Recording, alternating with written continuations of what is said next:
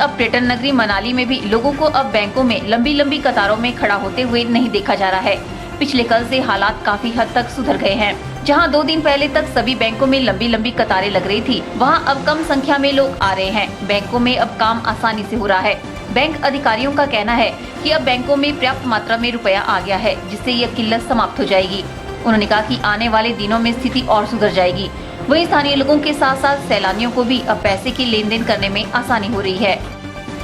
बता दें कि मुश्किलें झेलने के बाद भी लोग प्रधानमंत्री नरेंद्र मोदी के फैसले से सहमत हैं।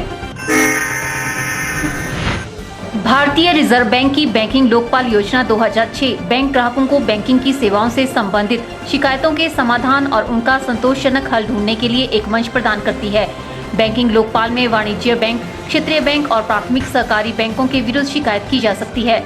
जमा खातों में लेन देन, खाता खोलने या बंद करने से इंकार या देरी करना, ग्राहकों को बिना बताए सेवा प्रभार लगाना, अन्य किसी भी बैंकिंग सेवाओं से संबंधित शिकायत बैंकिंग लोकपाल में की जा सकती है। हिमाचल की अगर बात करें तो बीते वर्ष में हिमाचल से मात्र 3% शिकायतें ही आरबीआई के चंडीगढ़ स्थित बैंकिंग लोकपाल को पहुंची है। इसके तहत हिमाचल प्रदेश के लोगों को बैंकिंग लोकपाल की जानकारी देने के लिए विभिन्न स्थानों पर भारतीय रिजर्व बैंक के माध्यम से शिविरों का आयोजन किया जा रहा है।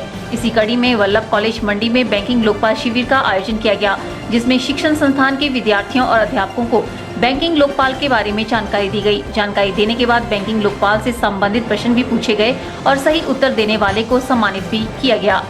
बैंकिंग लोकपाल भारतीय reserve bank Chandigarh JL Negi ने जानकारी देते हुए बताया कि आने वाले समय में हिमाचल प्रदेश के बड़े गाँव में जाकर लोगों को बैंकिंग लोकपाल के बारे में जागरूक करने का प्रयास किया जाएगा। उन्होंने बताया कि लोगों को दूरदर्शन और रेडियो के माध्यम से भी जागरूक करने का प्रयास किया जाएगा, ताकि आम लोगों को बैंकिंग के क्षेत्र में सेवाओं में आ रही परेशानियों का सामना न करना पड़े।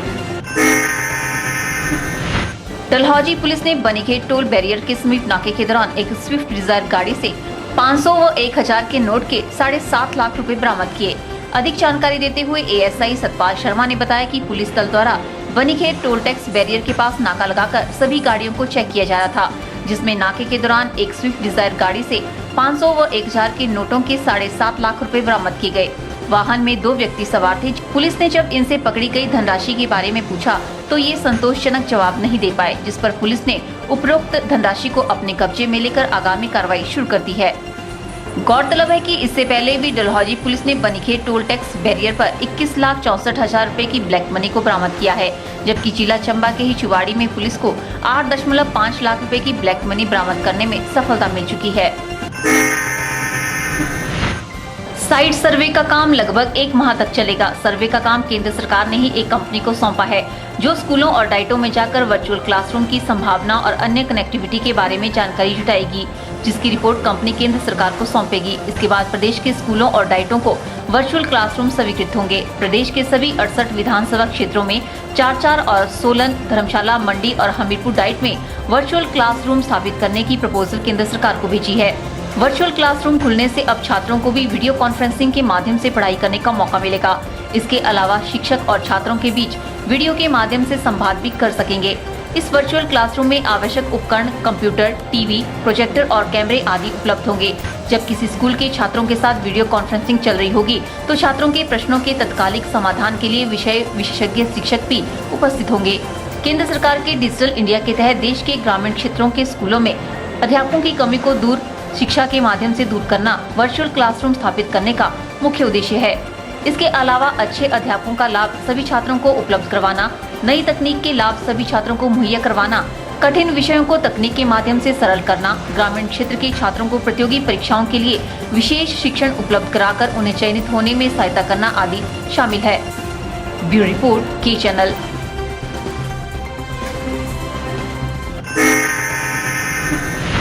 संधोल गांव के रहने वाले जगन्नाथ का कहना है कि सिर्फ उनका ही बिजली व पानी का कनेक्शन काटा गया है।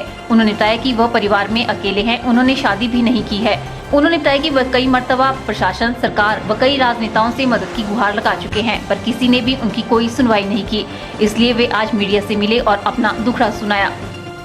अब देखना ये होगा कि प्रशासन या सरकार जगन्नाथ के पक्ष में कोई निर्णय लेते हैं या उनके साथ संधोल के 300 परिवारों पर भी कोई गाज गिरती है। क्यों नहीं काटे गए उन 300 परिवारों के कनेक्शन, यह एक बड़ा सवाल है।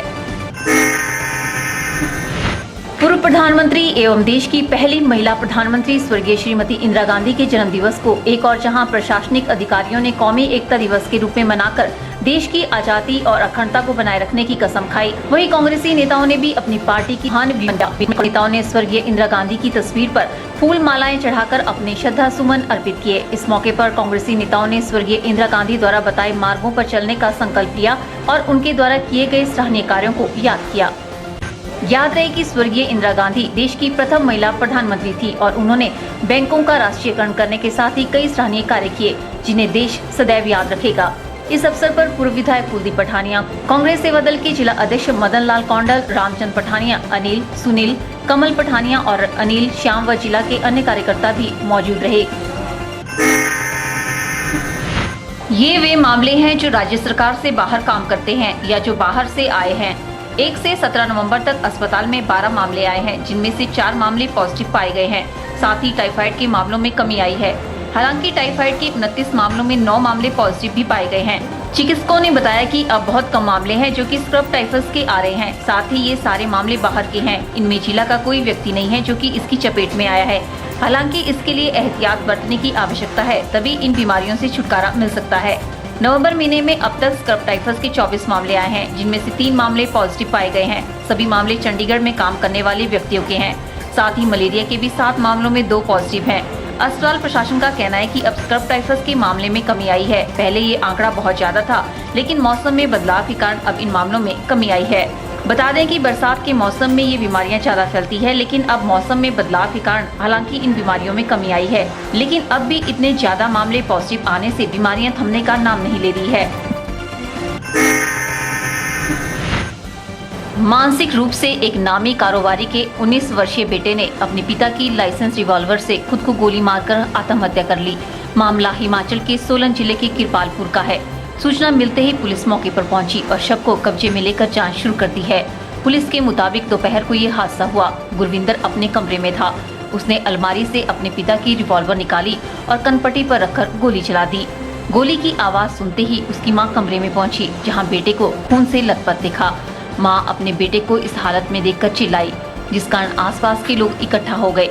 लोगों ने पुलिस को सूचना दी। सूचना मिलते ही पुलिस घटनास्थल पर पहुंची और शव को कब्जे में लेकर जांच में जुट गई। बताया जा रहा है कि युवक मानसिक रूप से कुछ परेशान था। मौके पर पहुंचकर पुलिस ने जांच की, लेकिन कोई सुसाइड नोट नहीं मिला है।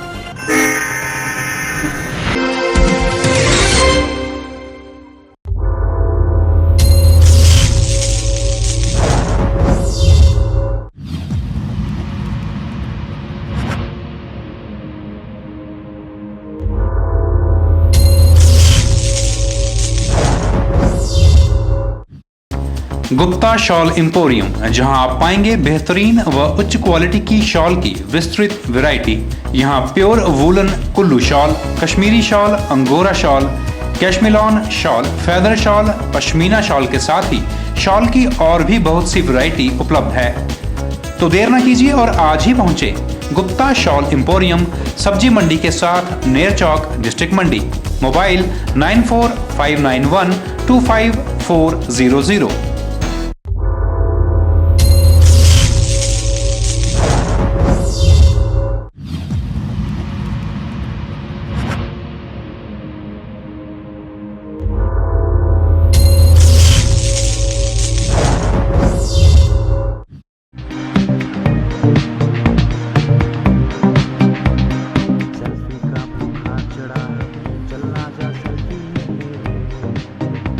सेल्फी का बुखार चढ़ा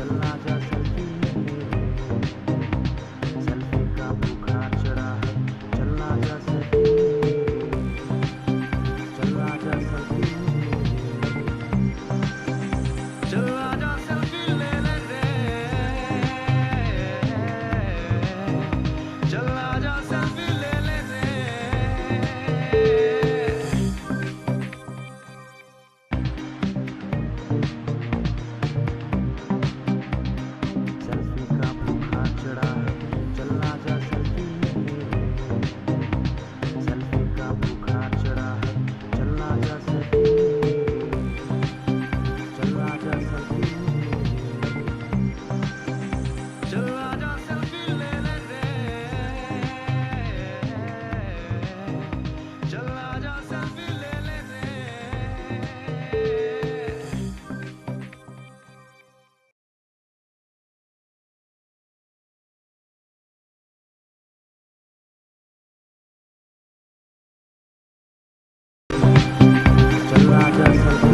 फोटो भेजने के लिए हमें ईमेल करें knewschannel@gmail.com। अपने फोटो के साथ साथ अपना नाम व पता लिखना ना भूलें। आपको करना क्या है, सिर्फ अपनी फोटो को हमें ईमेल के जरिए या व्हाट्सएप के जरिए भेजना है, जिससे आप इस कॉन्टेस्ट में हिस्सा ले सकते हैं।